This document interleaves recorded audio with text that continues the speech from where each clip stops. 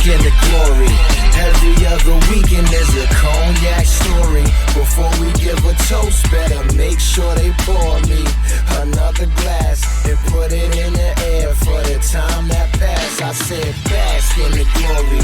Every other weekend there's a cognac story. Before we give a toast, better make sure they pour me another glass and put it in the air for the time that passed. Good evening, good afternoon, ladies and gentlemen.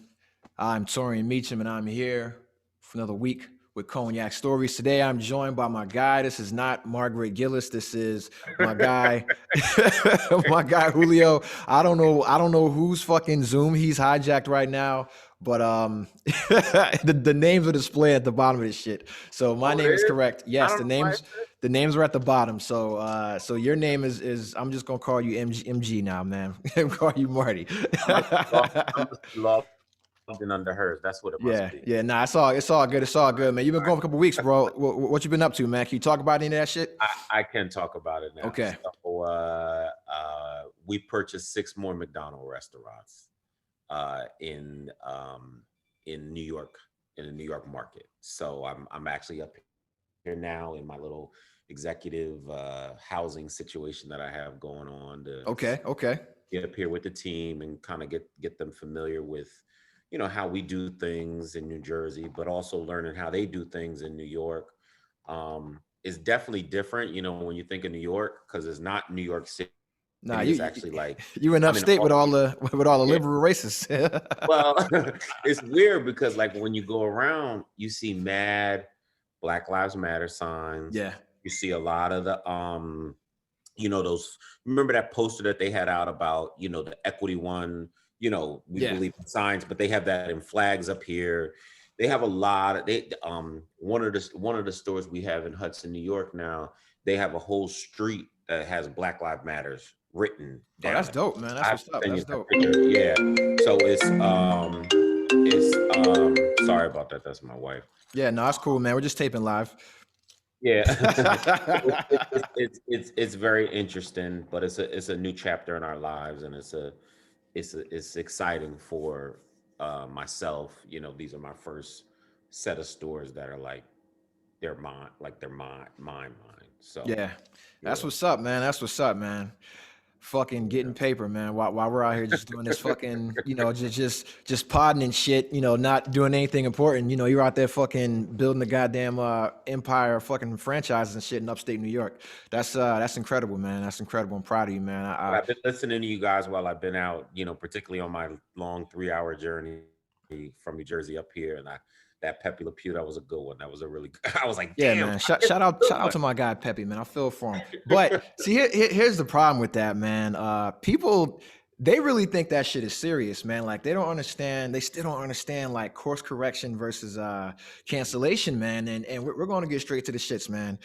We're getting straight to the shits. So we just had the fucking Grammys last night or 2 nights ago, Sunday. So we just had the Grammys Sunday night, and Cardi B and Megan Thee Stallion performed their hit song, Wet Ass Vagina. I'm not going to say pussy because it's a family show. So they performed their song WAP on national TV. And, you know, they're in there doing, you know, they're fucking clapping coochies on stage, things like that. And people are saying, oh, well, Pepe Le Pew was canceled and that's inappropriate, but Cardi B and Megan Thee Stallion is appropriate. And see, here's the thing, man. You all you social justice warriors out there, and you know, all you guys that want to, you know, defend Pepe. I fuck with Pepe. I am Pepe in real life. All right, but what you got to keep in mind is that this shit is a cartoon, and there was no cancellation campaign. There was no social media uproar. It was Warner Brothers coming out and saying, "Hey, we think we kind of fucked this up before, and this isn't the time to be playing around in this gray area, so we're going to go ahead and scale things back."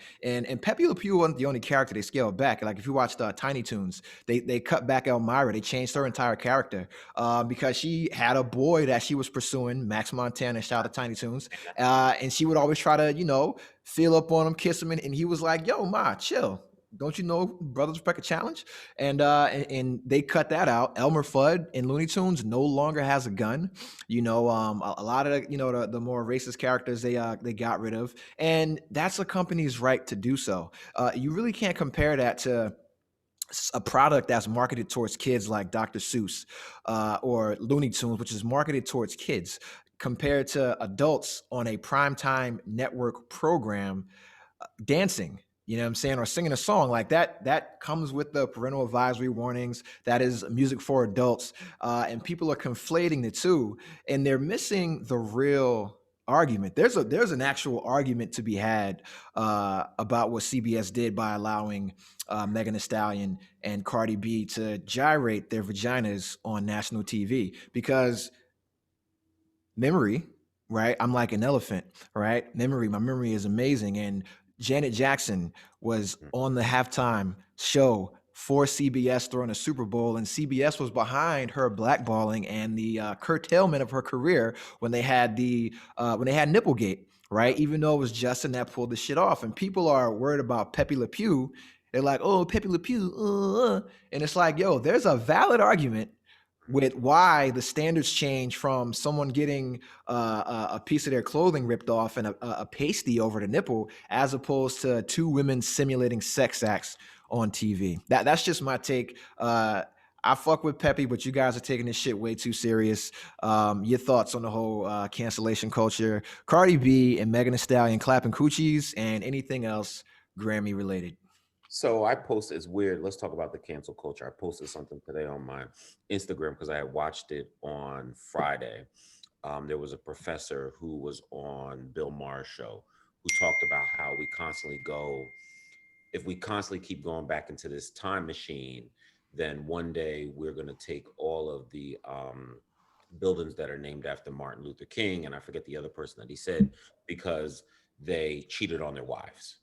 And he had such a great point. I thought that was such a great point.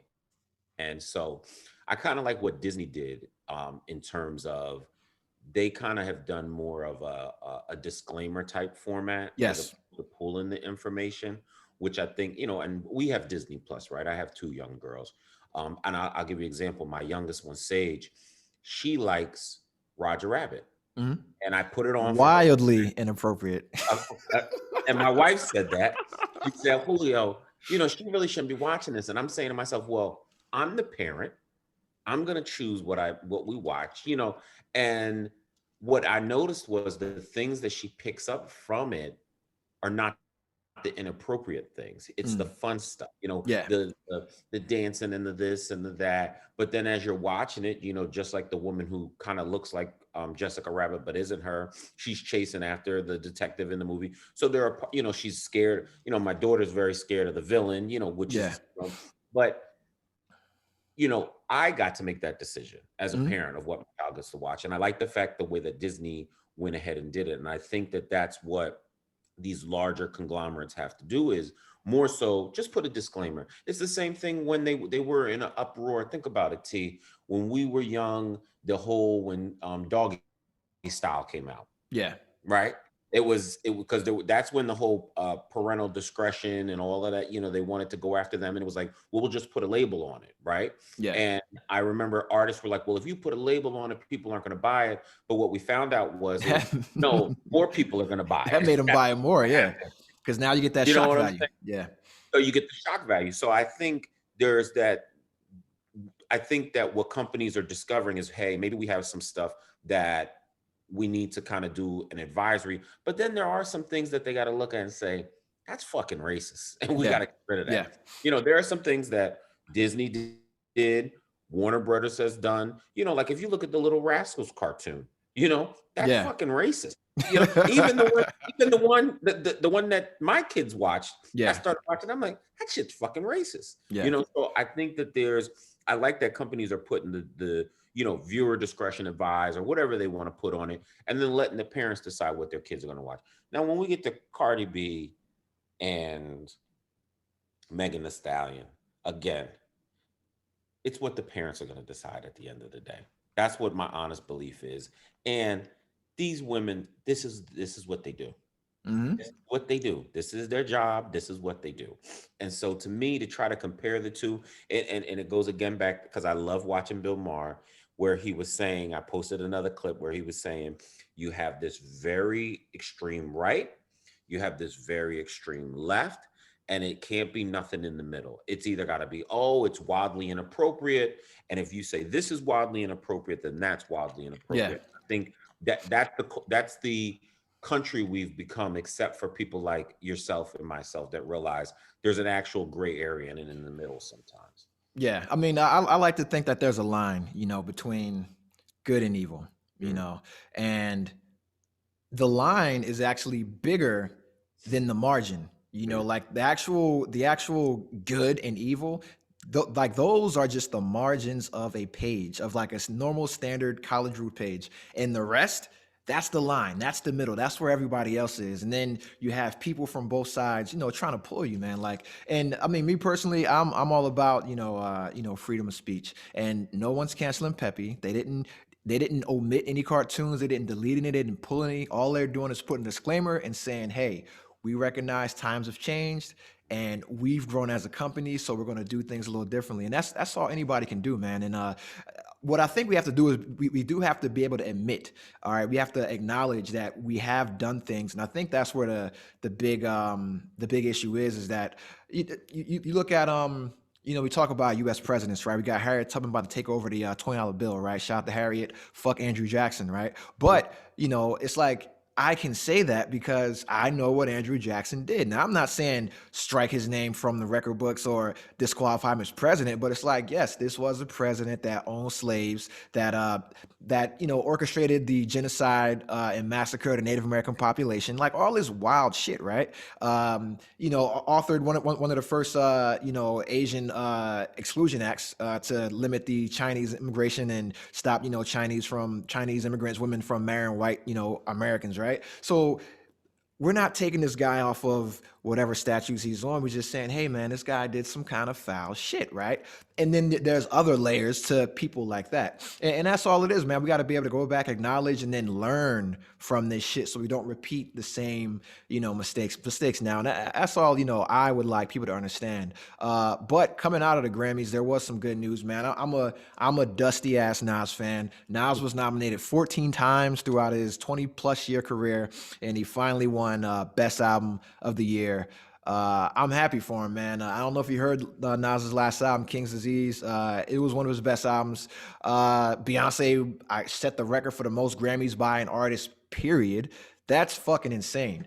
I feel like I haven't done shit in my life. You know what I'm saying? I'm like, that's... He's all right. Fam, like that's like a Grammy every fucking year, or like 2 Grammys every year, and she's not on or releasing shit every year. And she won, I want to say, Song of the Year for Brown Skin Girl, which is super. I mean, shit, man, we got brown daughters, bro.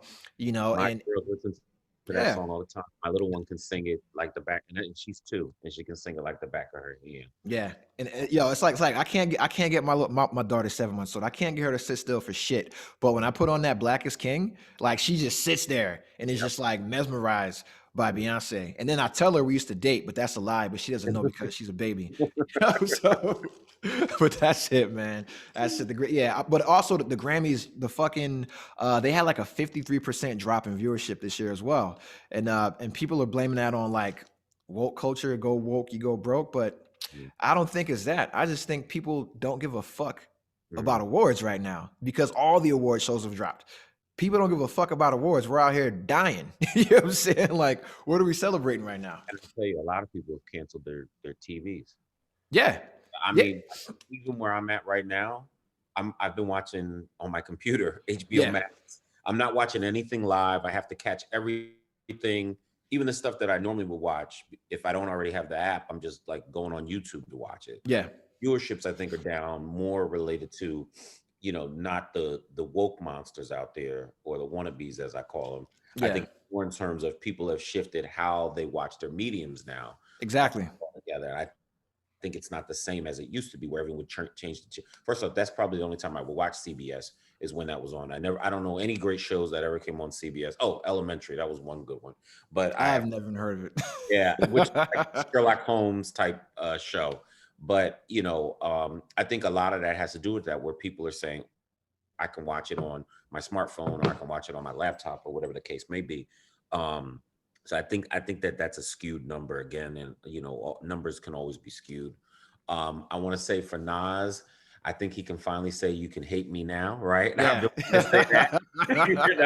I mean, I'm congratulations. happy for him, man. Jesus Christ, it's been a long time. Congratulations to him. Well deserved, well earned. He's another one that I would consider when you look at the Mount Rushmore of our generation Yeah, of definitely. rappers. I believe that he's on there. And I think Beyonce continues to show that she's the queen. You Yeah. know, I mean, and I'll be honest with you. I remember when my wife was like, "Oh, you want to watch Black is King with us?" And I was like, "No, I don't. I can think of a million Yeah. other things." Yeah, I was the same way, man. I was, oh my God. I'm like, I can think of a million other things I could be doing right now in my life, like laying in the bed. I'd rather rewatch Sopranos or Entourage, which is what I'm Yeah. doing right now up here, than watch that. But then when I actually did watch it with the girls, it was like just to see. It was more to see their excitement, Mhm. and they're dancing and they're jumping and they all know the songs, and Brielle knows and even Sage knows all the moves. And I'm like, I'm mesmerized by the fact that they have positive images that they can now see, that aren't just their mom and their dad, and Yeah. so I give it to the queen. She is the queen. There's nothing we can do or say. I don't think anyone's going to be toppling her off. And she's got years to go unless she decides to retire. Yeah, nah, I don't think that'll happen anytime soon. I see her career probably going the same trajectory as like Diana Ross, one of those legacy acts that can perform until they're, 60, 70 years old, like her, Dionne Warwick, things like that. Yeah. Yeah, man, like I remember when Black is King came out, because it was connected to The Lion King, and I did not want to see that movie at all. I'm not a fan of The Lion King. I didn't want to see it. And then I sat down one day and watched it with my daughter, and I was like, holy shit, I get what they did. Here's what they did, right? So growing up, every generation kind of has like their like musical, right? And so for us, I want to say we kind of came on at the tail end of the Wiz, right? So the Wiz, like we all know the Wiz back and fucking forth, left and right. We can sing every song, quote shit from it, but this generation didn't have anything, right? And I think Beyonce was just sitting around, was like, yo, my kids need their version of the Wiz. And fucking her and Jay-Z said, yo, let's make it. And that's what it is, because like the replay value on that shit, now this is not the Beyonce fucking Beehive podcast, but the replay value on that shit, like I can just put it on the background and my daughter will just fucking watch it, go do some shit, watch it some more, do her little fucking dance. She has no balance, so her big ass head is bobbling everywhere. You know what I'm saying? So it's just like, and she enjoys it. And it's like, yo, like that's their version of the Wiz, man. So shout out to Beyonce for providing, something for all kids of all colors to be able to look at and say we feel represented. But with that being said, now it's time to get into the serious shit, and I'm jumping straight to France. All right, me, much like Al Bundy, I'm fuck. Listen, man, fuck it. The French, they have a sense of humor about them, and sometimes it rubs people the wrong way. And they have successfully done some fucking dumb shit again, because I don't know if you guys remember a couple years back when they had the whole Justice for Charlie's Je suis Charlie, right? When Charlie Hebdo, the satirical magazine, decided to disrespect the Prophet Muhammad and make a cartoon that angered a bunch of Muslim extremists. I don't want to say Muslim extremists, let's just say extremists, right? And they came in and shot the fucking building up. And everybody was, oh, pray for Charlie, pray for France. You would think that they learned their lesson. No, so what they decided to do was make a satire of the Queen of England and Meghan Markle with their current situation, but instead they wanted to do a satire or caricature of George Floyd with the Queen kneeling on the neck of Meghan Markle. Now, I'm not a comedy expert. I'm not Eddie Murphy. I'm not Martin Lawrence. I can tell a joke, and I like a good joke. And contrary to popular belief, I love a good race joke.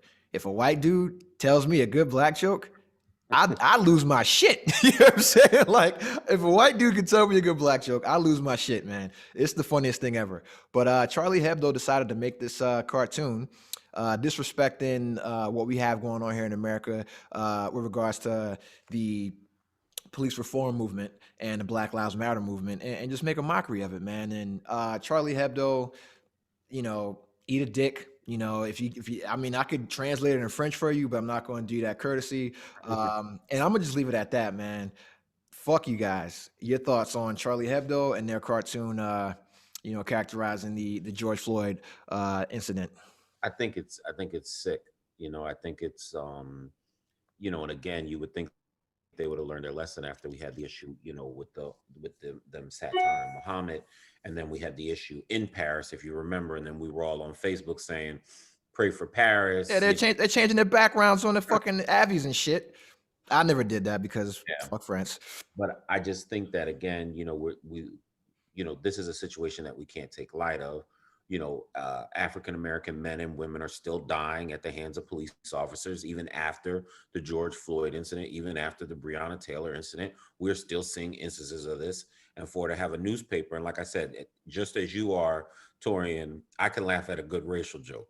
I can if it's good. I fucking love them, dog. I know one that somebody told me or told us in class one time. Do you know the only essays I know? Hey. Hey, I remember that joke. I'm the originator of that joke. I was going to bring that joke up because I love a good race joke. Yep. Yeah. So the joke goes. Let me tell you, God damn it, the joke goes. We're sitting in fucking honors AP English or history or some shit. History. It was history. History, man. This is like what, sophomore year or some shit. Junior year, I think. Junior year, and I'm like, listen, man. I just came from like an all white Catholic school, so I knew all the good race jokes. I had all the fucking ammo. And we had a teacher. Her name was Mrs. Betancourt. Wonderful, wonderful, amazing woman, legend in the Asbury Park school system. Anybody that has ever crossed paths with her knows she's a wonderful lady. I already had a history with her because I was a little dickhead. Like I've always been a fucking agitator, right? And so we go in class. It's like the first week, I want to say, and we're going over like the syllabus of what to expect in class. And she said that we would have some essays that would have to be due that year. And so for me, I recall. Correct me if I'm wrong. I recall saying the only essays I know are the ones that carry knives and steal cars or something like that. You said the only one that fixed my car. Okay, so the only essays I know are the ones that fix my car. And I laugh at that because I'm Hispanic, so probably you can. And she is of she's Puerto Rican. You know what I'm saying? She's very, very Puerto Rican. She's so Puerto Rican, she kicked me the fuck out of class, which is the right thing to do because regardless if I'm 14, 15, or I'm 35 years old, in a learning environment, that is inappropriate. So I learned my lesson. Don't piss off Mrs. Betancourt. The joke was still funny. I still laugh to this day. But listen, I love a good race joke, but this shit that Charlie Hebdo did was not funny. But since we're on the topic of George Floyd, three things that happened significantly. One of the first things is that the city of Minneapolis has reached a $27 million civil settlement with the family of George Floyd. The reason for that was because they knew they could not win a civil case in court. So they said, hey, we're just going to throw a big ass number out there. Hopefully you guys take it and we'll leave it at that. What that does not mean is that does not preclude the criminal investigation that's currently going on right now. And they actually bumped up one of George Chauvin's fucking charges, or Derek Chauvin's charges. I think they just like reinstated like second degree and third degree murder and manslaughter. So yeah, they bumped up his charges, man.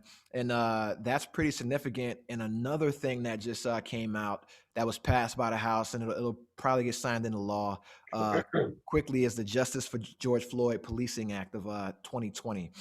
It was actually a bill that was brought up in 2020. It was reintroduced, and it passed the House, I want to say March 4th.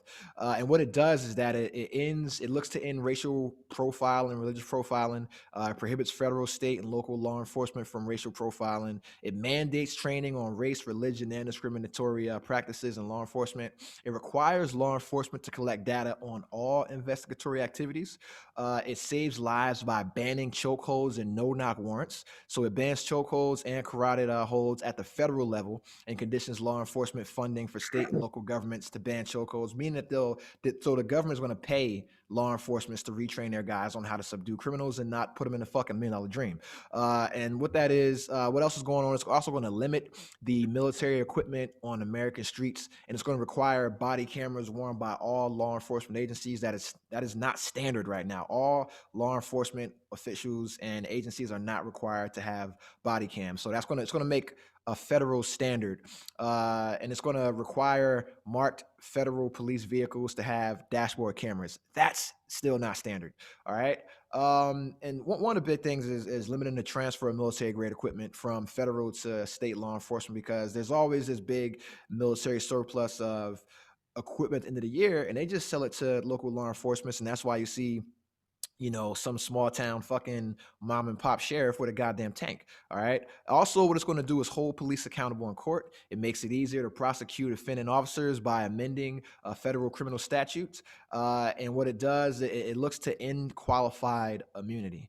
So it looks to end. That's what everybody's been protesting and marching and fighting and tearing shit up about. And this is what this act is going to do. Also, what it does, it investigates police misconduct. It grants the Department of Justice Civil Rights Division to subpoena and create a program for states' attorney generals to develop authority to conduct independent investigations into problematic police departments. So the departments that have repeated issues will no longer be allowed to investigate themselves. That will be done at a federal level. That's what the FBI is supposed to do, but you know the FBI doesn't do shit besides find me for downloading Fast and the fucking Furious Tokyo Drift. I'm still mad about that shit. All right. And so also what it does is it creates the civilian review boards. It makes that standard everywhere. And it looks to change the culture of law enforcement by building integrity and trust. Also, all misconduct records and use of force records will be made public. All right. So if a law enforcement officer is convicted or found to have committed misconduct, that will now be public. And the last but not least, which is fucking insane, is that it stops sexual assault in law enforcement custody, because it is not a federal crime for a law enforcement officer to engage in a sexual act with an individual who's under arrest. Meaning, if I arrest you, I can say, hey, give me some head and you can go home. And that was a common practice, and we've seen cops go down for that before. Now this makes this a federal crime. So that was a lot of shit that I just said, but you guys out here in these streets have been marching and demanding a lot of shit. And so now you're starting to get it, man. So looking back with the George Floyd movement that's been going on, and Breonna Taylor, we're now 1 year. 1 year ago last weekend was the last time she went to sleep. What are your thoughts on the progress that we've made, and what do you think should be the next step? So $27 million obviously is never going to bring back a life, right? Yeah, correct. Actually, it should be more, to be honest with you. The man had kids, and it needs to be, it really needs to be set up around the kids and making sure that they are able to live the life that they need to live. And when I say that, I don't mean, fancy this or fancy that, but getting a chance at life, right? Mm-hmm. They've lost their father. I don't know what, if I'm assuming their mother is still around, but just setting them up, for life. You read so much stuff, Torian. The one thing I didn't hear that I always harp about, and I do think we've made a lot of progress, but it's going to be, let me say this first. We've made a lot of progress, but it's going to be interesting about the actual trial and what happens, because we can play this tape over and over and over again on how this kind of plays out. Mm. And I'm not saying that, obviously we believe, we're in the belief of you're innocent until proven guilty, but even when you're proven guilty, you're still innocent sometimes, it finds out, depending on who you are. So I think it's going to be interesting to see what progress we make on this. The other thing that I want to bring up in terms of all of the stuff that you listed that they're looking to pass, the one thing that I always harp on is community policing. Yeah. What I mean by that is police officers should live in the neighborhoods that they police, mm-hmm. because they think of the people that they almost think of the people that they're policing like they're the warden and they got to control the animals. Yeah. And until they get out of that philosophy or that thinking, that is where a lot of the problem lies. Mm-hmm. If more police officers had to live in Asbury Park, New Jersey, you would see a different looking force, number one. Correct. Okay. And number two, you wouldn't have a lot of the issues you have. You may have not even seen the infestation of the gangs that had came in after we left. I saw that. Yeah, I was back home, so we were there. Yeah. You know what I'm saying? So had the police officers lived in those communities, maybe you wouldn't have seen those kind of infestations of these different things that are going on. And I always go back to thinking, because I love watching a good documentary, like the Rodney King one that was on Netflix, and how, you know, the officers all policed in LA, but they lived in Simi Valley. Yeah. You know, it's the same thing in a lot of these communities where they're policing in one neighborhood and then they're living, you know, somewhere in it, you know, in the nice suburbs. And so that's just some of my thoughts on it. I do think we've made progress. I think the bill is great, but I think we really need, and that's more of a state, I hate using the word state issue, but that's really something that these cities and states need to really look at in determining, you know, we need our police officers to live where they're policing. Yeah. So that is one thing that it does address. So it reprograms existing funds to invest in transformative community-based policing programs. So everything that, you know, we're talking about with the cops should reflect the community, that's a major thing. That is going to be the most interesting because they're setting aside millions and millions of federal dollars in order to do this. And I'm gonna be honest, I think it could work. You just got to market cops better. That's all you got to do is just market cops better. Just market them better, man. Yeah. And like when I remember growing up, the cops looked like me, and that's why a lot of the guys from my era went on to become law enforcement. And then when the cops stopped looking like us, we never could relate to them, so we never wanted to relate to them, you know, because it was always us versus them. But yeah, so that is one thing that this act does, is that it does set aside and reorganize some funds to bring back these community policing programs. So things like the Explorers and all these like youth scout programs to integrate the police into the communities and essentially grow the talent pool, you know, from the local community. And that's something that, you know, it's not just us like Black folks dealing with. It's the same thing is going on in the Native American community on the reservations. The same thing is going on in you know, in the Latinx community as well. You know, like we're all dealing with this shit. And this bill affects all of us, you know. So I think, you know, you don't ever, you know, want to think like this is why this person died, but at least this person passed away and their life isn't in vain. Like their legacy is not going to be being murdered by a piece of shit cop. It's going to be a transformative change in how we administer law enforcement in this country from now until the foreseeable future. Yeah. And also, another thing that has come out from this is that gun ownership.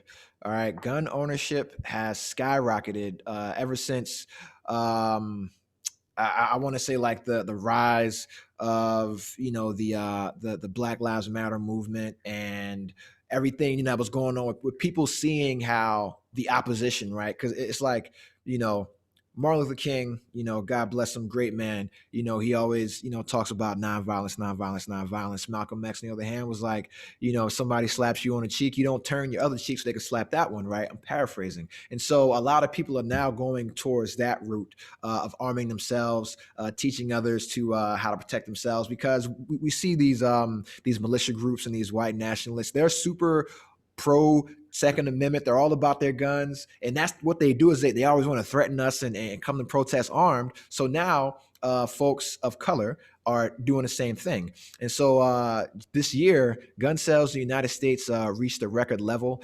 There were nearly 23 million guns purchased in 2020. And the only way that they can actually track that, because there's no gun registry, no national gun registry, is through the background checks that have to get done for each individual gun purchased when you're going through a federal firearms license dealer. So that's a 65% increase from 2019. It was about 14 million guns sold. And this year there were 23 million guns sold. The biggest state with the biggest increase was Georgia. They had a 68% increase, and the majority of that is from Black and brown gun owners. In Michigan, background checks increased 155% from the previous year. New Jersey saw an increase just in January alone of 240% of gun owners. I normally am a gun owner. When I lived in California and Georgia, I was a gun owner. Moving back out to Hawaii, because their laws are super, super strict. You got to take the gun to the police department and register every gun All right. And that's a pain in the shit. That's a pain in the dick, man. So I sold my shit prior to moving to Hawaii. Now coming back, I'm in DC, Maryland now. Yeah, I'm getting my guns, man. I gotta arm up, because you got these fucking Proud Boys out here. You got these fucking neo-Nazis and shit. Listen, man, I'm not gonna get caught lacking. To quote what the young boys say, I will not get caught lacking out here in these streets. So, your thoughts, man, on the rise in gun ownership in the Black and brown communities, and also your thoughts just on gun ownership in general. So I agree with you in terms of, I think that, the Black Lives Matter and seeing the Proud Boys and all of them. But I also think a lot of us have seen The Purge. And so we realize that we better get ready to knuckle the fuck up. And it's not gonna come for us first. It ain't going to be no fair one. So you better have your gun. And, Larissa and I had conversations early on in the pandemic, which we had talked about previously about, getting a gun in the house. And I've been to the gun range, and I actually enjoy shooting a gun. I find it almost therapeutic, like going to the golf course. But what I've been wavering on was the children, that more so. I have 3 kids in the house right now. It's like, obviously I can get one of those safes that have my handprint. And so, I have never moved forward with it. But I do think everybody should own a gun to protect themselves in their own home. I don't, I'm in a belief of the Second Amendment. I look at the Second Amendment differently than the right looks at the Second Amendment. I look at the Second Amendment that I have the right to bear a gun in my home to protect my family, myself. And if the government did try to take me, I don't look at it as this is the Wild Wild West. This is a bonanza, and I need to be, I need to have a gun everywhere I go. We're not in those times. But then when you think about all the things that the police officers have done to us, have done to our Black and brown people, you say to yourself, well, should I be protected? But then you have to also say, if they see a gun, they're just going to shoot. Yeah, exactly. That gives them a reason. Yeah, you're just giving them a reason. So, I'm I'm not surprised of the increases. I think a lot of it does have to do with the Black Lives Matter movement, seeing that these other I'm just going to call them what a lot of them are, domestic terrorist groups are getting their stockpile together. And they're like, you know what? I've seen this movie before, and it's time for me to get mine. And if you ever notice, it seems like that's one of the things that a lot of them do. Like, like David Koresh and his people. I was watching this other documentary about, it was called The Wild Wild West, where they lived down in Oregon. And it was an Indian guy, but they had guns. They all everyone's got to pile up on their guns, and so I think there has to be that, and I Googled one time, Torian, and like Black gun clubs in New Jersey. When I was really thinking about getting a gun, I couldn't find one. Oh, wow. Yeah, you know what I mean. Like, there might be like a group, but it's not like a gun club where you can go and shoot. That's. You know what I'm saying? Like I can go to Ocean County, but I know what's down in Ocean County, New Jersey. I live in the northern tip, closest to Monmouth County. Yeah. But if I go down south into Ocean County, I know what's going on down there. So, I think African Americans and I think Hispanics need to continue to lawfully license themselves with a gun for their home and protect their family at the end of the day. Absolutely. Because like the one thing that we got to understand is that all these gun control laws were created to stop us from having gun ownership. All right, like all these gun control laws were created to stop Black and brown people from arming themselves up, and that all started in Oakland with the Black Panthers when they were protecting their communities, when they were going to the courthouses, protecting their people going on trial, just standing there, minding their business with guns. The same way that these guys in Oregon do when they go and storm a federal building because they don't want to get off their land, things of that nature, right? And so they said, hey, we can't let them color folks arm up because that shit is, because hey man, we all know we at COINTELPRO trying to subvert and fucking destroy every Black and brown and Asian and Native American civil rights movement, discredit all of our leaders. We know what type of threat that the rise of the colored person is in America, man. It's like, yo, get over that shit, man. That was, listen, it's fucking too late, man. Like about a year 2030, this whole nation is gonna be brown. You know what I'm saying? So really you guys gotta get with the program, man. And for me, it's like, yo, listen, bro, you got all these damn rights that are given to you by the Constitution. You better use each and every fucking one of them, because your ancestors died for these motherfuckers. They died for these shits. Your grandmother, your grandfather, your great grandparents, they got their shit split to own guns, to be able to vote, to be able to go use a normal water fountain, to be able to fair and equal housing. They went through these sacrifices. So if you do not exercise these rights, you are, you're doing a disservice. I don't want to say like you're disgracing your ancestors. I'm not going to say anything like that for gun ownership, but you're doing yourself a disservice, man. Like, just to all the non-gun owners out there, or everybody that's anti-gun, just go shoot a gun. It feels good. It feels fucking good, man. I'm not saying go kill someone. I'm just saying go shoot something, man. It's fun. That's it. And the more comfortable you are with a gun, the more fun you'll have, man. Me personally, like, I'm just going to tell you my plan, because I have, like, right now I have like no personal property that is not in my fucking in my suitcases. I already have a fucking a situation where I'm going to probably have like 15 guns. You know what I'm saying? Because I'm, as somebody that's going to be involved in the community, listen, man, like one of the major community leaders out here in DC was murdered doing community service. So me, an outsider, I can't be out here working in these streets doing some anti-gang mentorship or something like that, and I get ran up on, So that's the thing, man. Like, the pandemic has shown us that, when people get desperate, they get deadly. All right. Mhm. When people get desperate, they get fucking deadly, and we've seen that. We just saw that with there was a quadruple homicide, man, over fucking stimulus checks.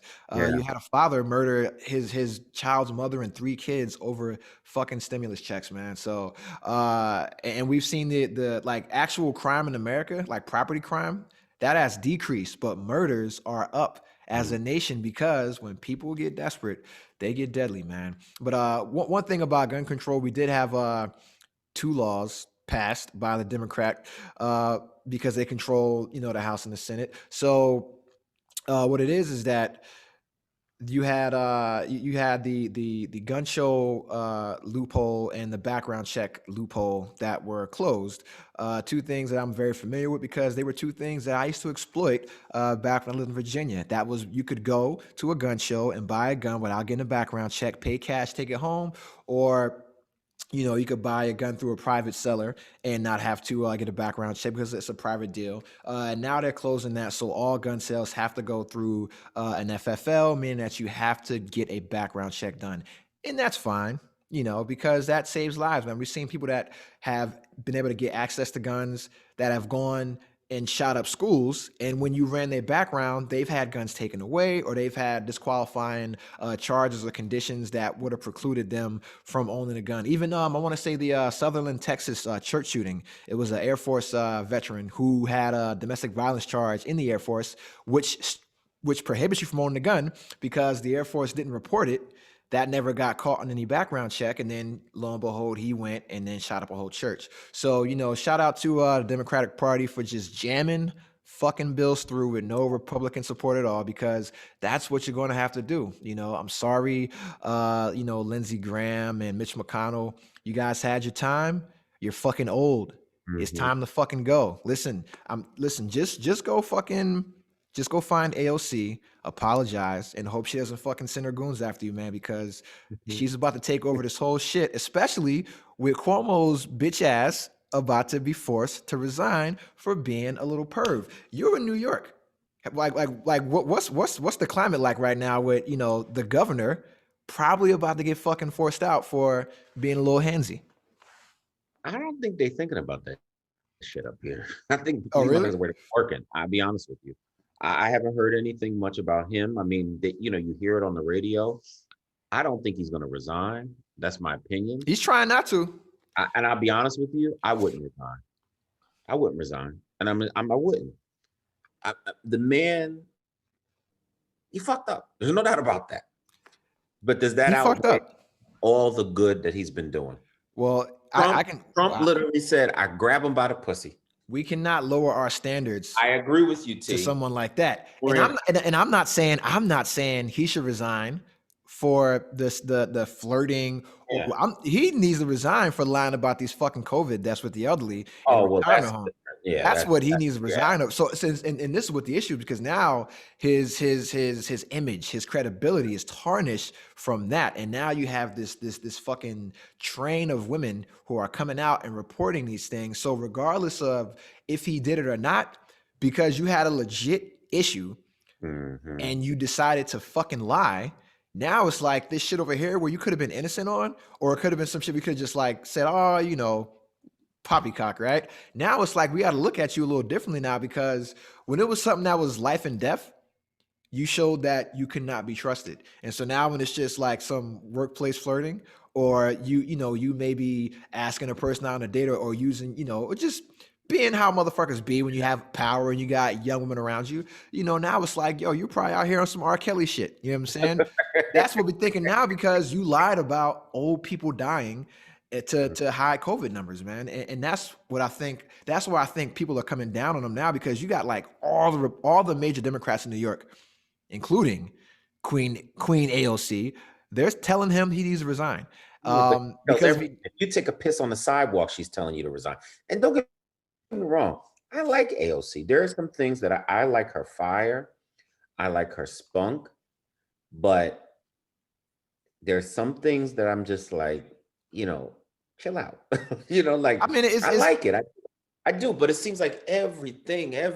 I'm telling you, I could piss on the sidewalk. She's gonna say, you need to resign. You need to resign. You pissed on the sidewalk. You need to resign. I mean, look what happened to Al Franken, bro. Look what happened to Al Franken. They got him out of there so quick over a picture. I feel bad for him. I feel bad for him. And Chuck Schumer's a schmuck. I think, I'll be honest, he's a schmuck. And Nancy Pelosi is a crypt keeper. I'm gonna be straight with you. Neither one of them should be in power. Hey, you can't say that about Nancy. That's ageism. I know she's old as fuck, and when she comes, it's fucking powdered milk. Like, you know what I'm saying? But you can't say it that. looks like the crypt keeper. I'm not saying because of her age. I'm saying okay. She's a beautiful feature. I think what I just said was ageist.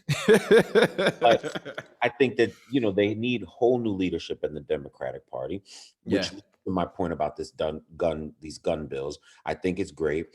I'm actually a believer that we should have a universal background check.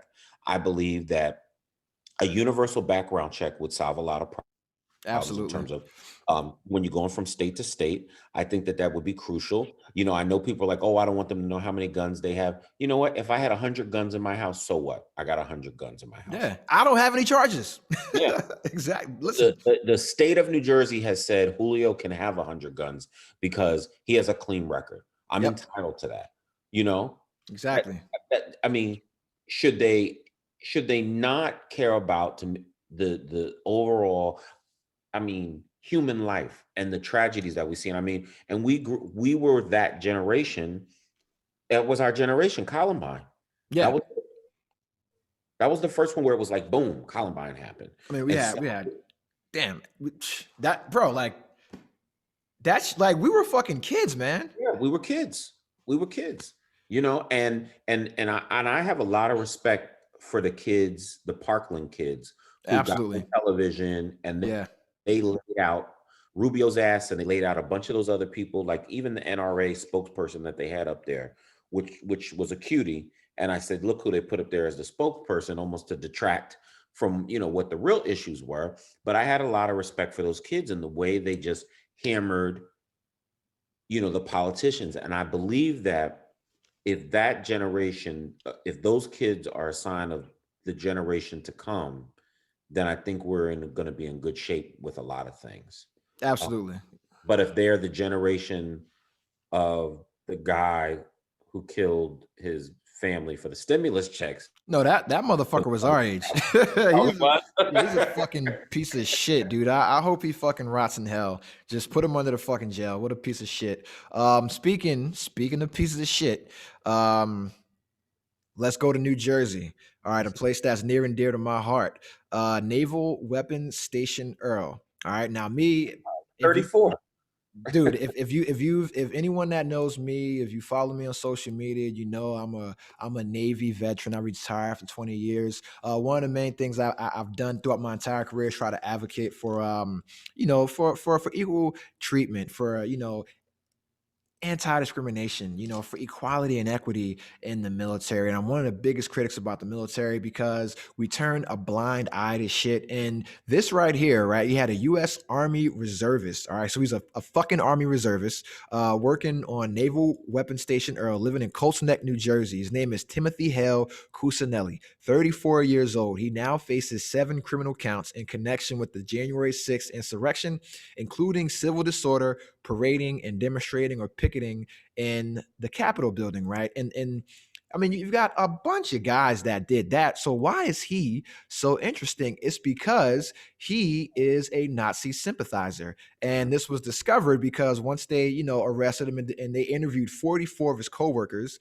they told so many stories about he worked security. He worked fucking security at the base, and he would wear a Hitler mustache to work. He is on record as saying 6 million Jews weren't enough, saying babies born with any deformities or disabilities should be shot in the forehead, and that if he were a Nazi, he would kill all the Jews and eat them for breakfast, lunch, and dinner, and he would not need season or salt because he would use the salt from their tears. This is him at a fucking Navy base saying this as an Army reservist to other military personnel. And no one did anything. They interviewed 44 people that he worked with. And there's pictures of him on his social media with him doing Hitler salutes and with swastikas and fucking Sig Heiland, all this shit, outwardly a white supremacist. Listen, man, if you go to my workplace and you interview 44 fucking people and they say I'm a Nazi or I'm a fucking rapist or I'm drugging women, well, how come it got to 44? Like, what happened to the first 2? Why did they not report my motherfucking ass to my supervisors? Why am I still allowed to work there doing that kind of shit, man? And that's been the biggest issue I've had with the military for the 20 years that I've been in it, is that we've had white supremacists, members of the KKK, neo-Nazis, and many of these neo-Nazi and white supremacist groups have been started by former military. I want to say like 40 to 6% of people that were arrested down in the January 6th insurrections were prior or current military veterans. And this is a big fucking deal, right? You got a guy on a military base with a top secret clearance, who's a fucking Army reservist with access to weapons, right? And he's a fucking Nazi. And we're out here in the other issues. You had the Tennessee congressman, was it like Ron Johnson or some shit like that, some fucking dickhead saying, "Oh, if Black Lives Matter were protesting, I would be scared." But because it's a bunch of white guys who are, trying to protect the free election process, he wasn't scared. Even though they're carrying weapons, talking about they want to hang Mike Pence, looking for AOC, burning shit. They killed a fucking police officer. And he's saying he's more scared of Black Lives Matter protesters than he is of the people who actually murdered some people at his fucking job. Just your thoughts, man, on working with you ever had to work with somebody that was a fucking racist? Let me think. You know, I think there might have been one employee that I worked with. That may have he may be. There might have been a little of it. It was very underline-ish though. Oh, you're not talking about me because we did work together. No. I'm talking about when I worked for the state of New Jersey, I think there was maybe one guy. He had maybe some views, very libertarian, but he never. I know there was an Asian guy who hated me that I worked with, but that was because I got the job over him. But I don't think that was race related. I think there might have been one, but I think that this is another example of 2 words: white privilege. Yeah. And so I think that this is just another example of that. I'm looking at the pictures of this guy. What a fucking douchebag. I'm looking at this one of him. Yeah, he's a fucking clown, dude. Just this fucking douche. He definitely gets no pussy. I mean, I'm looking at this thing. I'm like, there's no way. Looking at him. I'm like, there's no way. Yeah, this guy's a fucking clown, man. He is. And I think that all of his, and I don't know, again, obviously he's a contractor. I'm assuming he's not union based. So there had to have been a method to get rid of him, right? Because always some of the excuses on why you can't get rid of an employee is, oh, we have to follow the union or whatever the case may be. I don't think that this is the case, because when they're contractors, they're really outside employees. And so he should have been easily desired for a civil war. What a fucking asshole. he should have been easy to get rid of, Yeah. And what scares me even more is that we looked at moving in Colts Neck. So Let me tell you, man. I used to live in that area. I worked in that area because I was in the fucking Navy. I recruited in that area, and let me tell you, man, there was times as a Navy recruiter in my full uniform, they would not allow a black person to come on their property. They would tell us, we'll let our son or our daughter join the military, but you need to send a white recruiter, and that's like anybody that's ever been a recruiter in New Jersey, or you've been a you've been a military recruiter in like a more affluent Caucasian neighborhood. That is a very, very common thing. All right, that like and thank God I had white recruiters in my that worked with me, that worked for me, because there were some neighborhoods we could not go to because they would not allow a black person to come in their house, and it wasn't the kids. Because like we're in school with them and they're like, yeah, yo, they're like all about this shit. yep, They're like, I want to join. This shit is cool. And then when we come to their house, the parents are just completely just fucking disgusted by our presence, yeah, But yeah, and like the military in general, right? It goes against the core values of every branch of the military, whether it's the Navy, the Army, or anything in general. But also, you violate the Uniform Code of Military Justice, which is the doctrine, our set of rules and regulations that regulate what we can do. You can lose your clearance for retweeting racist shit. You know what I'm saying? The fact that it was 44 fucking people that they could interview that all had something to say about this fucking, that means he was very, very public, very bold. And I'm gonna have to get serious here for a minute, man. I don't play around with the Nazi shit, right? Anyone that tells me they're a Nazi or jokes that they're a Nazi, I believe you.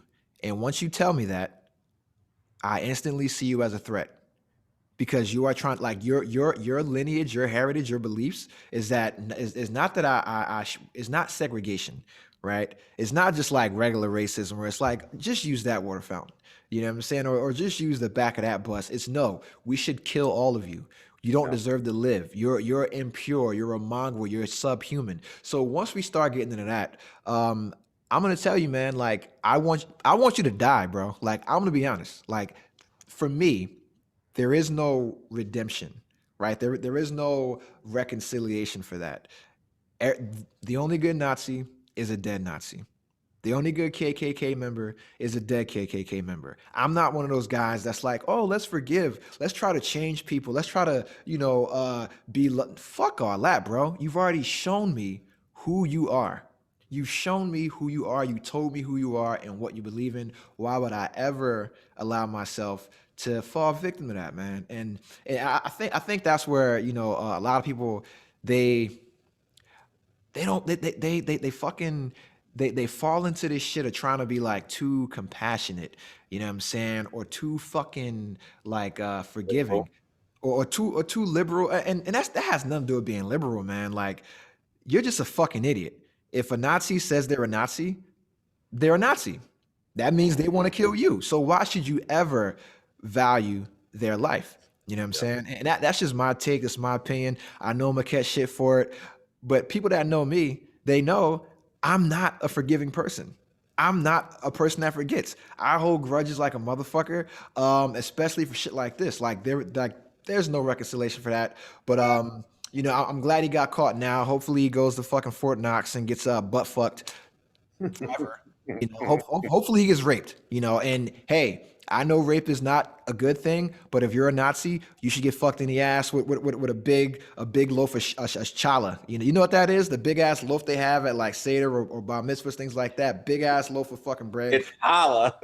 Listen, it's Chanukah, it's challah. All right, no, it's challah, it's Hanukkah. Shout out to my Jewish brothers, man. But yeah, like there should be some. Remember from Inglourious Bastards, the fucking bear Jew, Eli Roth. It should be him, butt fucking you every day with a big ass loaf of bread, dude. That's just my take, man. I'm sorry, we had to get fucking dark there for a minute, but I'm a dark motherfucker. Sorry, dude. You know what I'm saying? But hey, listen. All right. Speaking of choosing violence, man. Recently, there was a clip. All right. Fucking Salt Bay. All right. I don't know how. I don't know who. I don't know how, and I don't know why. people allow this shit to happen, but Salt Bae is out here dropping off meat in people's significant others' mouths, right? Just dropping off meat, bro. Just taking, I don't give a fuck, yo. You're not putting meat in my girl's mouth. You damn sure not putting meat in my mouth. All right. But there's a clip with a guy looking fucking heartbroken because his girl is getting this big, like 12-inch juicy cut of fucking steak just dangled in front of her. She sticks her tongue out, looking like fucking Jenna Jameson. Juice is dripping on the side of her fucking mouth from that steak, and the guy's just looking like, yo, I paid for this shit. Yeah, you paid for some dude to dangle meat in your girl's mouth. On some, I would never allow it to happen, and if I saw that happen, I would laugh because that shit's funny. Your thoughts on Salt Bae dangling his fucking 12-inch meat in some dude's girlfriend's mouth? Yeah, that shit wouldn't be happening with Twink. So I mean, I wouldn't be allowing any of that. I mean, it's bad enough when she, you get the hibachi with the sake. Yeah, I don't do that shit either, man. Yeah. I mean, I'm like this girl's tongue. I mean, she's into it, man. She's ready for it, bro. Like that's some OnlyFans shit. I'm not even gonna lie. That's like some OnlyFans shit. Yeah, he's like, what the fuck, man? Yeah, no, I wouldn't be having any of that shit. I wouldn't be having any of that shit. His fucking group chat is roasting him right now. Well, and the other thing of it is I kind of find it mildly disrespectful to an extent. Oh, well, I mean, yeah.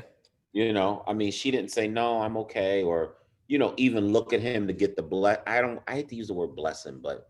Yes, it is the blessing. It is the blessing. I don't want to seem like, hey man, know me or something like that. But call me misogynistic Meacham. No fucking guy is putting meat in my girl's mouth in front of me. Yeah, no, I don't like that. I don't like that at all. That's not something that'd be going down in the Morgan household. I can tell you that right now. I'm just reverse the camera, bro. Reverse the camera. You got a female chef. You think your wife is gonna let some big breasted some Jessica Rabbit looking chef come out there and just fucking dangle meat in your mouth with your tongue wagging? You think your lady's gonna let you do that shit? Hell fucking no. She would slap the shit out you and then stab the other woman with the knife. Like that would never happen. But when we say that shit's inappropriate, all of a sudden we're sexist. No, it's fucking barriers.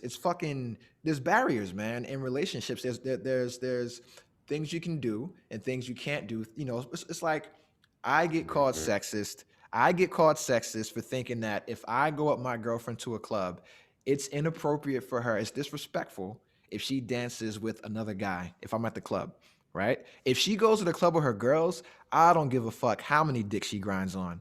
I'm not there. I don't give a fuck. But if I'm there and you dance with a guy in my presence, that is disrespectful because I know the reaction that a guy's gonna have. I'm like, yo, I'm with you because you got a nice body. You smell nice, you look nice. And now you got another guy over there coveting what I have, getting his little fucking wiener fucking shoved up on my lady. And you know you probably done fucking pre-came on your girl's fucking dress, and now I got fucking another dude's nut on my girl, which is now in my house. That's kidnapping. I don't like that shit, man. Like, fuck that, man. No, and I think this guy, the Salt Babe, he's like he didn't get fucked up. Yeah, he's had other issues before from doing like that. He's lucky he didn't get fucked up. I'm gonna tell you right now. You're gonna do that to the wrong motherfucker one day, and he gonna fuck you up. Hell yeah, he gonna get caught lacking, man. But that's what the kids are doing, man. I'm just like, yo, bro, we're in a pandemic. Why are y'all just fucking letting people put meat in your mouth? Well, that's because people are having fatigue. They're forgetting about where we are. Like, we were at a restaurant. It was like maybe 2 weeks ago, maybe 3 weeks ago. It was a nice restaurant, and my wife was freaking out. She was like, "They got too many people in here." Yeah, she would eat her food and then put her mask back on. And I'm looking at her. I'm like, "We're in the back." You know what I'm saying? I'm like, she's like, "It's just too many people here." I was like, "All right, let me hurry the fuck up and eat so we can get the fuck out of here because I'm trying to enjoy a meal, but people are going through fatigue. I mean, the good thing is I'm vaccinated. I got both my shots. I mean, that don't mean I can't die, but I do feel a little bit better. You know what I'm Yeah, I saying? mean, hey, you better off than most, man. Because I mean, you got the kids down there in what Florida for spring break. You had a because spring Oh break. yeah, I could God see a bless video the of that. youth. Oh man. These kids are fucking insane, man. Like But let me tell you you had who's the number one asshole. who's The that? governor. The governor Yeah, who's now complaining that he got too many people down there.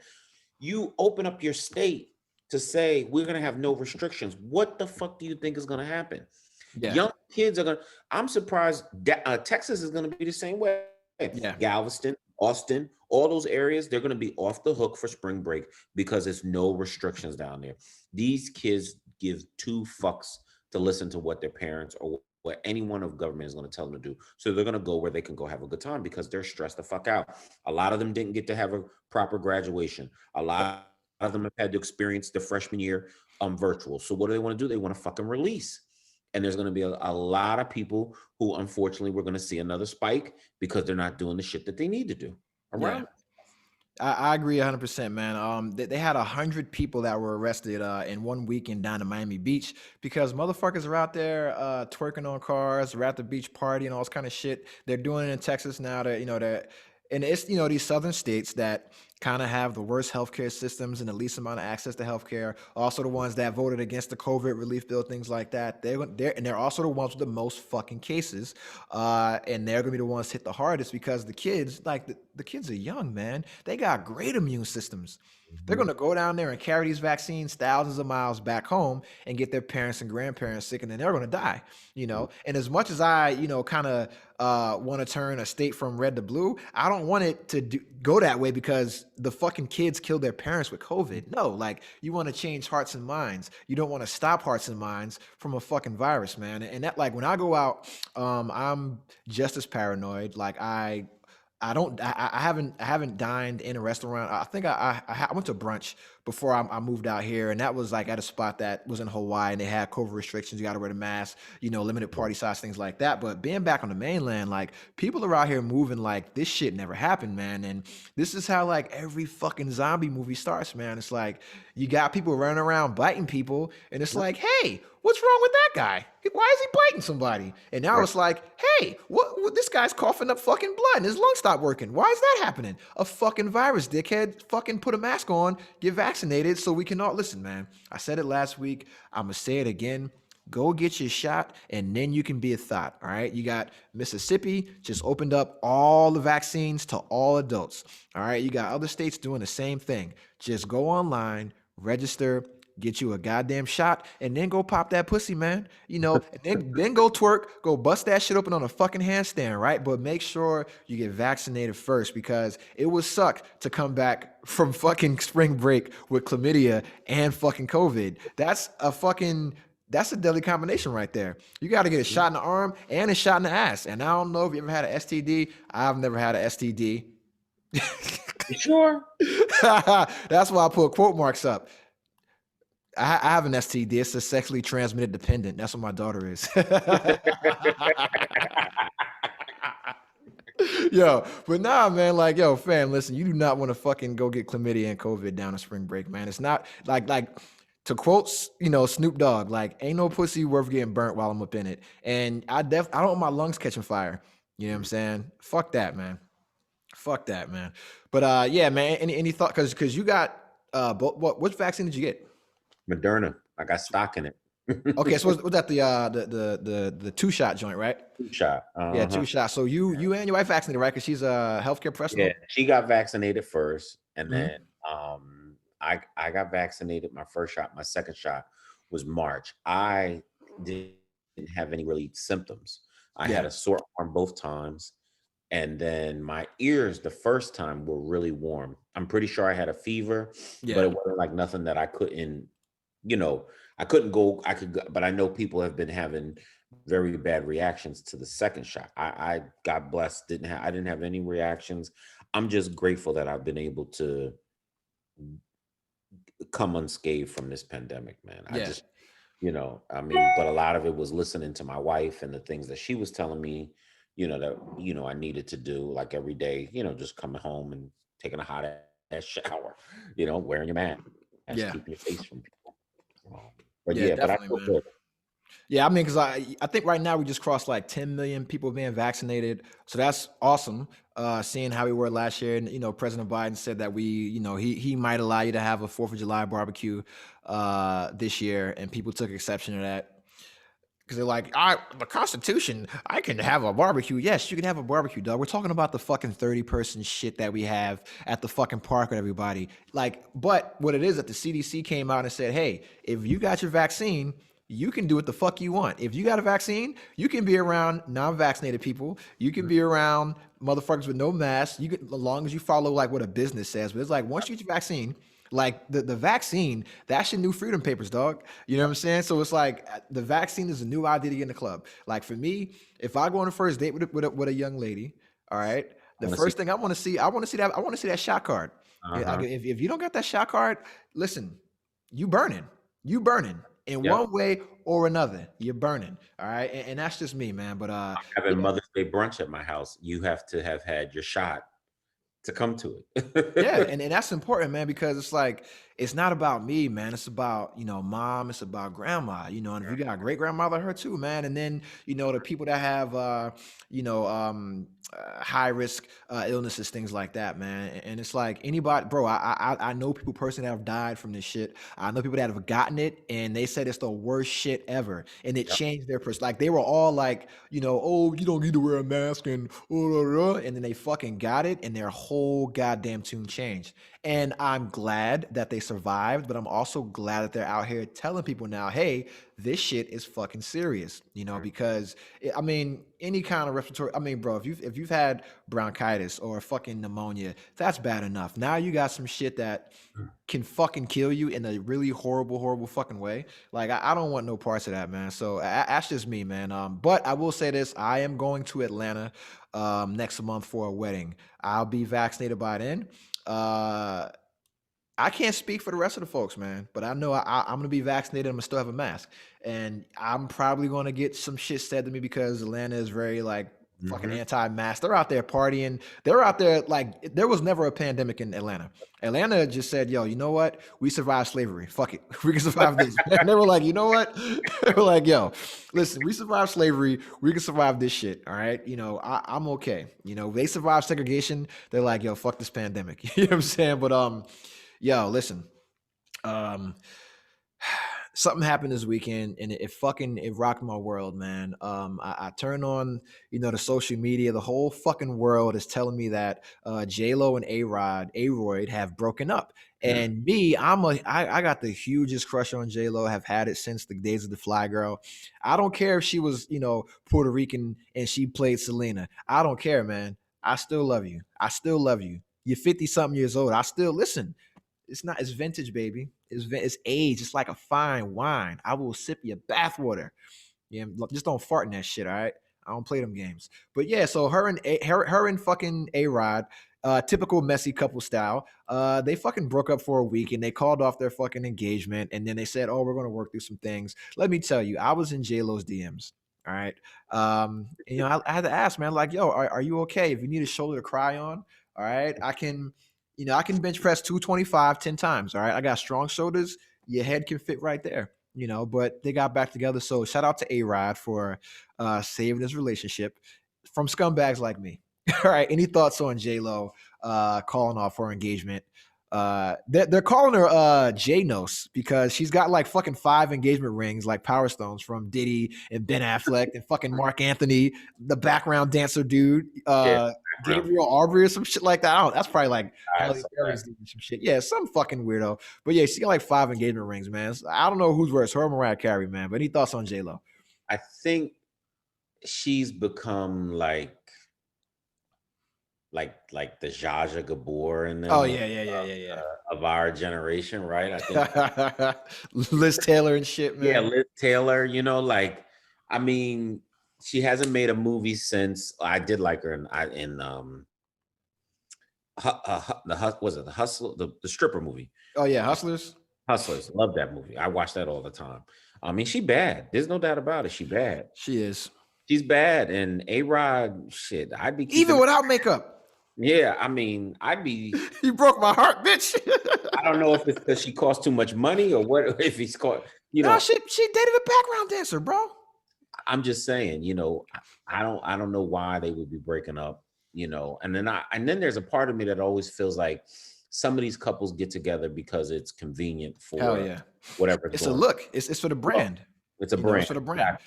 It's for the brand. And I think that, you look at these two, a Dominican and a Puerto Rican.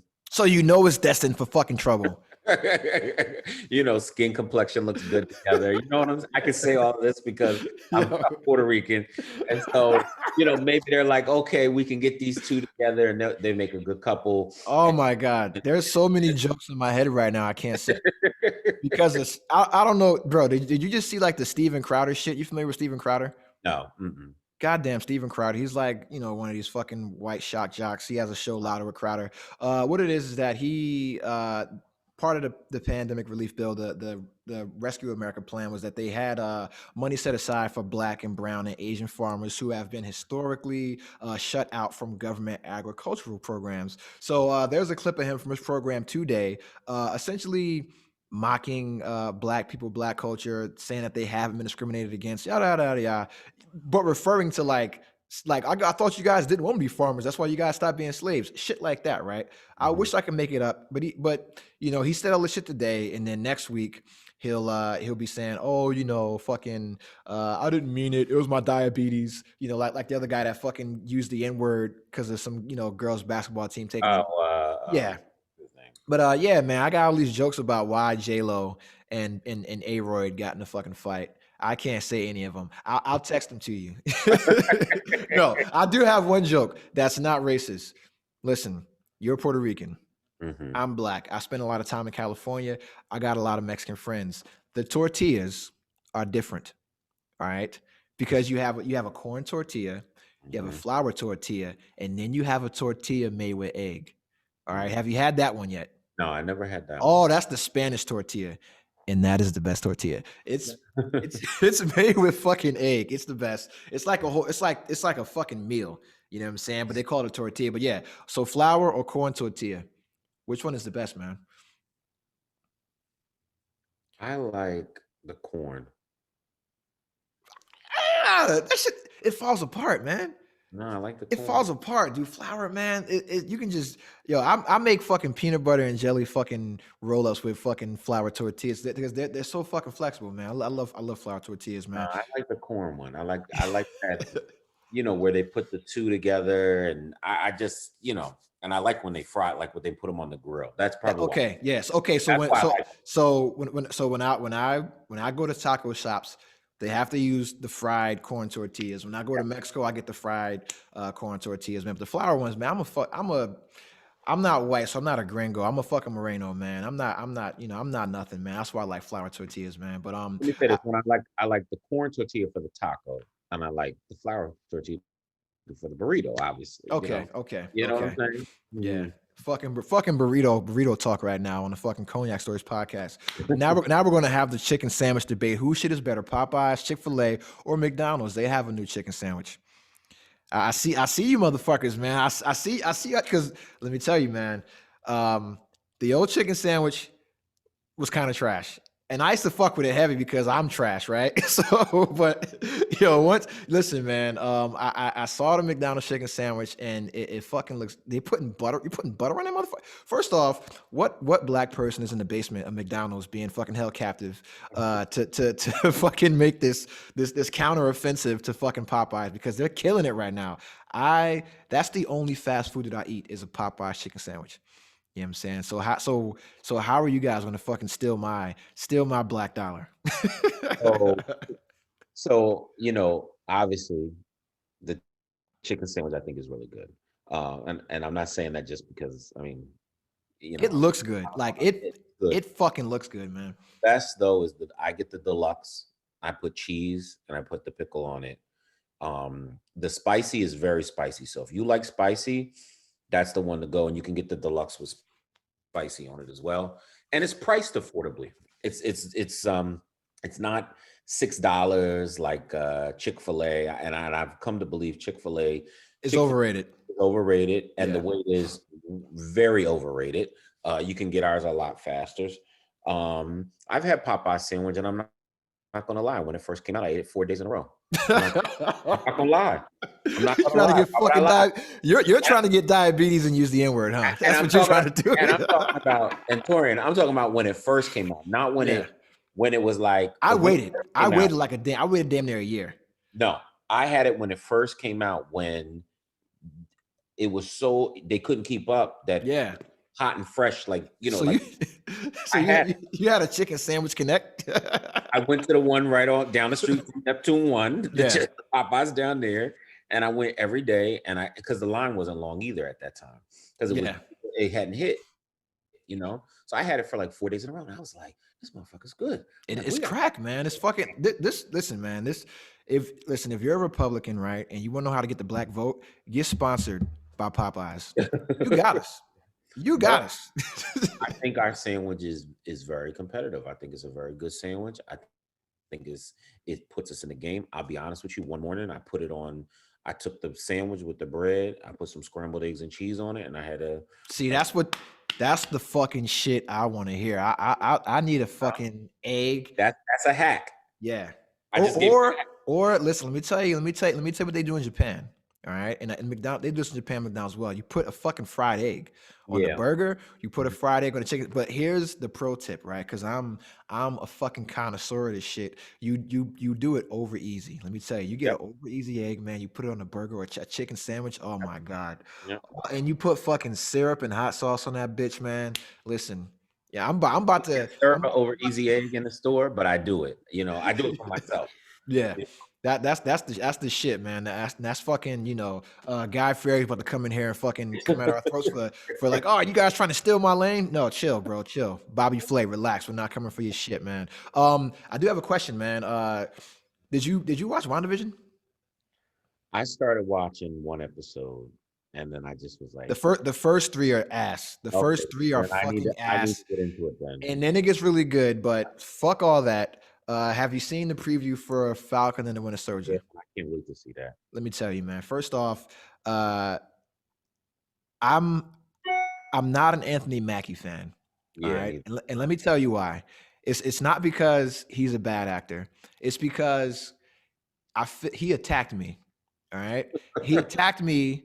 Him and the other actor that played Diamondback on fucking Luke Cage, right? Because they were in the one episode of Black Mirror where they had the whole fucking gay romance over Xbox Live. And I feel personally fucking attacked because anybody that plays video games, that's the first thing your girlfriend says is that, oh, you on there with your fucking boyfriends, you went there with your boyfriends. Yeah. That was the actual thing. These guys were on there butt fucking each other playing Street Fighter. And I'm like, yo, man, hey, listen, I liked Anthony Mackie in Pain and Gain. I liked him in 8 Mile. I liked him in fucking I liked him in the Avengers. And then he did Black Mirror.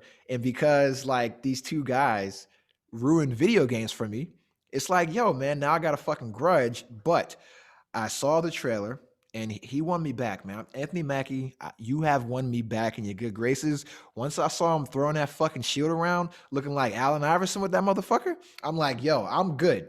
I'm back. You know what I'm saying? I forgive you for kissing the dude, right? And targeting gamers. I'm back. The shit looks fucking crazy, man. Your thoughts? So, I watched the entire Marvel thing from Iron Man all with the end, right? So I think all of us are trying to figure out where are we at now. And obviously the pandemic has kind of fucked us up in terms of we haven't been able to get a movie out, right? Black Widow has been pushed back. We know Spider-Man 3 is going to be coming out eventually. Doctor Strange is going to be coming. So WandaVision, and that's why I need to watch it. I know there's going to be shit in there. Yeah. And it's all post the snap. Yeah.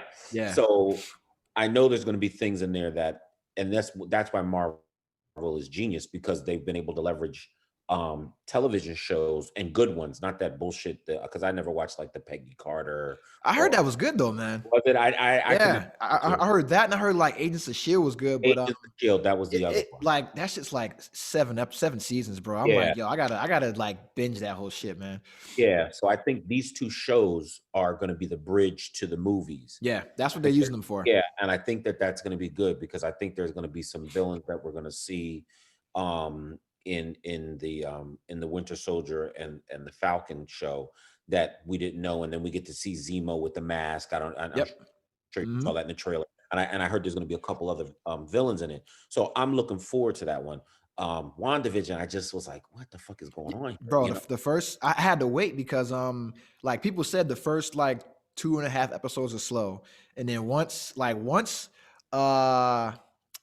know, God bless black women. Yeah, I'm gonna just put it like that. Once Monica Rambeau, once you figure out what's going on with Monica Rambeau, you're like, oh shit. And then the first 2 episodes make fucking sense. And then after that, it just goes fucking bananas. And every episode is just fucking fan service, great storytelling. I'm not going to ruin anything. Yeah, please I don't. will say this is that they had characters. They had characters that weren't the main characters that fucking had like stellar performances. So the people that had like bit parts or played certain roles, they did a really fucking great job. Like Randall Park from Fresh Off the Boat. Yeah. I like how he's one of the few. He's an Asian American action star now. You know what I'm saying? And that breaks like all the fucking previous stereotypes of how we kind of, you know, put them in this box of being weak and effeminate, things like that. Like I grew up on Bruce Lee, man. I ain't never known Asian dudes to be pussy. You know what I mean? And I grew up on Bruce Lee, Jackie Chan, that kind of shit, man. And then we kind of just never let them be a leading man in movies. And now we got you got Shang Chi in the 10 Rings. You got fucking goddamn Randall Park being a fucking funny FBI agent in WandaVision, and you got you know, the characters that are going to be in the Inhumans, things like that. So it's crazy because everybody, you know, is like, oh, Marvel's trying to be woke. Marvel has always been progressive with their characters, man. They fucking based the X-Men, Charles Xavier and Magneto off of Malcolm and Martin. So it's like they've always fucking goddamn Jack Kirby and fucking Stan Lee were both 2 Jews who have families survive the Holocaust, bro. Like they've always been progressive and they've always told stories from a multicultural aspect, man. And that's why I can appreciate this shit. But the fucking previews for Falcon and Winter Soldier are probably the last trailer they released is probably the greatest television trailer I've ever seen in my fucking life. You know what I'm saying? Like that shit it's like 2 minutes from start to end. I'm just like, it's like Vince McMahon. He's like, yeah. That's what it's like, man. That shit looks fucking crazy, man. I'm looking forward to it, man. But yeah, man. Like other than that, man. Like I mean, shit's going on in basketball. They got super teams and shit. Do you follow basketball this season? No. Yeah, don't. It's fucking. It's good to watch, but everybody's forming a super team. Just like I stopped watching football. I stopped watching football for the pandemic. I don't. I think it doesn't. It's not appealing, you know. And I used to still try to follow wrestling. Yeah, I stopped watching that all the day. It's like I don't know. Like they're still doing it without the fans, and like so I still watch UFC, and it's easy to watch UFC without the fans because it's still the same sport. Wrestling was like based off of the fan interaction, the pop from the crowd, things like that. But Florida, God bless Florida, like they're gonna have live sporting events at full capacity starting next month. So I'm not mad at that. The UFC fight that they're having, I will actually be at. I will be vaccinated. I'll have a mask on, but I'm also going to buy floor seats so I'm not around you poor motherfuckers in the cheap seats that don't have fucking healthcare because Governor Ron DeSantis voted down on accepting the expansion on Medicaid. So you poor motherfuckers with your little $50 tickets, I'm not fucking with y'all. I'll be down there with me and whatever escort I buy for that weekend in my $1,000 fucking seats, chilling with Dana White. You know what I'm saying? Smoking mad weed and watching motherfuckers bleed. All right. That's me. So I'm definitely going to the fucking UFC fight they're having in Florida. You know what I'm saying? I'm just putting it out there. So if you see me out there in Florida getting fucking crazy and bashing a beer on somebody's fucking head, I'm vaccinated. It's okay. Yeah, but other than that, man, I think we're on like an hour and a half right now, man. I ain't trying to keep you up all night. Plus, I got shit to do, which is actually go watch anime. You know what I'm saying? So, you got anything you want to say to the people, man, before we get the fuck out of here? No, I just want to say that if you didn't listen to that Pepe Le Pew episode that Torian and Isaiah did, I thought it went really well. Check that out, and I was just glad to be back on. I know I've been absent for a while. So I hope I didn't sound too boring to the audience out there. So nah, man, they'll fucking flame you in the comments. Don't worry. It's like, who's that fucking guy? You know what I'm saying? Who's that guy? Who's that guy? Who's that light-skinned guy? You know what I'm saying? But yeah, hey man, listen, I got two things to say, man. And I'm gonna keep it real brief. Women, stop letting motherfuckers like Kevin Samuels gas y'all the fuck up. All right. Kevin Samuels is not a new thing. It's not a new gimmick. His kind has been out there for years and years and years. If you're not familiar with him, just go on fucking YouTube. He's doing the same shtick as everyone else. It's entertaining, right? But just go back 3 years and look at his videos. He has changed to match his audience. He has not always been that way. Same shit that Candace Owens did and that Tommy Loren did. They changed to fit their audience. All right. So don't be fooled by these types of people. All right. Also, women, especially all you wonderful melanated women. Hey, man, God bless you. I love you all. You're beautiful. Other than that, same as every fucking week, man. I'm going to say it once. I'm going to say it again, man. Fuck being woke. Should never been asleep. We out.